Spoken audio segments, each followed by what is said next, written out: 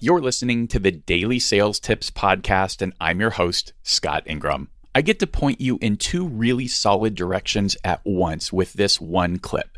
This is from my most recent Sales Success Stories interview with Sarah Brazier, who is the top SDR at Gong.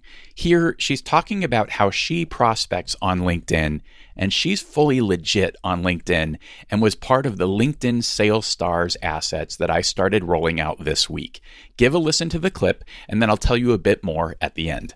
I learned this more and more as people start hitting me up on LinkedIn. Like, it's weird. It's kind of like I'm an SDR, but now people are prospecting me. I know that often it's because people think I'm not an SDR. People think I'm something else. And they didn't go to my page and look at the part where it says senior SDR. So they think I lead a team, or one time somebody thought I was like a director of content. That's what they told me. They're like, hey, you're the director of content, right? And I'm like, no, I'm not. I'm an SDR. I'm just an individual contributor. So what I do is if someone comments on my post, or sometimes people will chat me and they'll say, hey, I really enjoy your content.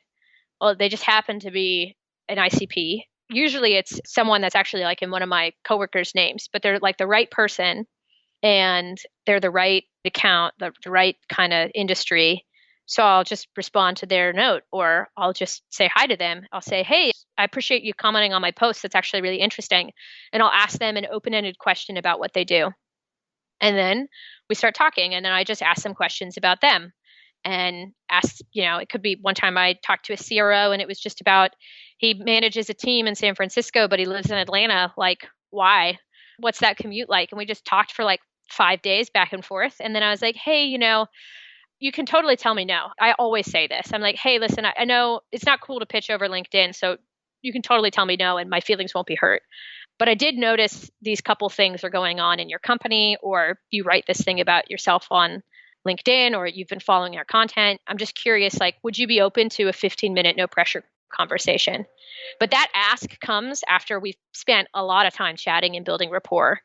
And I pick the people that I ask really specifically because there needs to be like a very clear something that's happening in their company, or something that they tell me in our conversations that makes it worth the ask.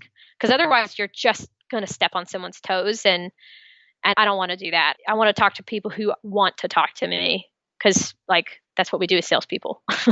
Yeah. So I'm interested specifically in kind of the patience piece, because I feel like the best I get is like fake patience, where somebody starts the casual conversation, but about the most they can go is like 2 messages and 2 minutes. And then here comes a pitch.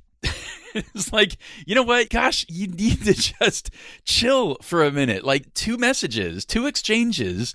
It's not even a whole conversation. Yeah. So what do you look for? Like, is it 5 days? Is that a magical thing? Like, how have you developed this patience to just, because it works if you do it, but nobody does. Yeah. Well, that's when you use like, when do you ask somebody out that you just met at a bar? Well, definitely not. It's not the first line. It's not the second line. Typically what you do, if people still do this, like if people don't Tinder about it or Bumble or whatever, like if you meet someone that you find interesting and you just strike up a casual conversation with them, you have an hour-long conversation at the bar or on the park bench or wherever, but you talk to them for a while.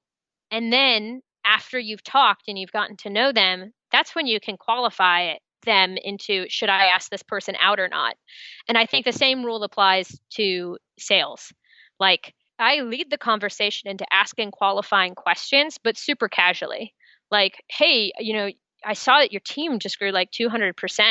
Like, what's that experience like? How are you doing that? Or I'll say something like, I noticed your team's growing really, really rapidly. Our team is too. What are you doing that's working as you scale?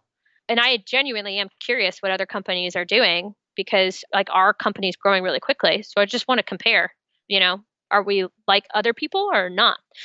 And I think once they're like kind of qualified, once there's something happening, but 2 lines in is not enough to get to know you at all. You can hear my full 2-hour interview with Sarah in episode 90 on the Sales Success Stories podcast, and you can read Sarah's LinkedIn tips in the free PDF that includes 108 tips from 36 LinkedIn sales stars. You'll find links to both of those things, in addition to a link to Sarah's LinkedIn profile, of course, at dailysales.tips/441. Then be sure to come back tomorrow for another great sales tip. Thanks for listening.